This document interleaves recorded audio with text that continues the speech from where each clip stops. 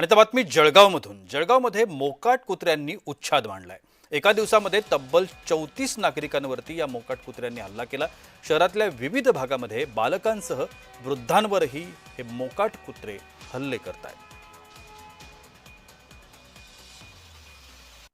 मी जळगावचा एक सुजाण नागरिक म्हणून आता प्रशासनालाही विनंती करू इच्छितो की जळगावमध्ये मोकाट कुत्र्यांचा इतका सुळसुळाट झालेला आहे की तरुण असतील, लहान मुलं असतील, वृद्ध असतील, अगदी म्हणजे पिसाळलेले कुत्रे. आम्ही सकाळी वॉकिंगला गेलो होतो, अगदी 3-4 कुत्र्यांनी आम्हाला घेर घातला आणि त्यातल्या शेवटी 2 कुत्र्यांनी आमचा पायाचा चावा घेतला. आजकाल आता ह्या मोकाट कुत्र्यांच्या बाबतीत प्रशासनाने योग्य ती कठोर कारवाई करण्याचे आदेश आहेत.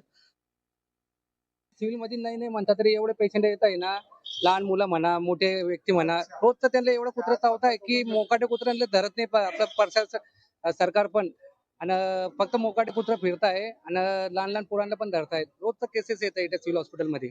महानगरपालिका पूर्ण दुर्लक्ष करत आहे, फक्त आश्वासन देत आहे आम्ही कुत्रं धरा म्हणून, पण काय धरत नाही. ते एवढं पेशंट येत आहे इथे, त्यांना एकदा इथे उभं करावं महानगरपालिकांना आणि समोर साक्षात पाहावं त्यांना की किती पेशंट येत आहे कुत्रं चावलेलं.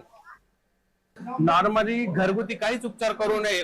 जे ओपन वाउंड असते त्याला स्वच्छ पाण्याने धुवावे आणि सरळ हॉस्पिटल गाठायचं.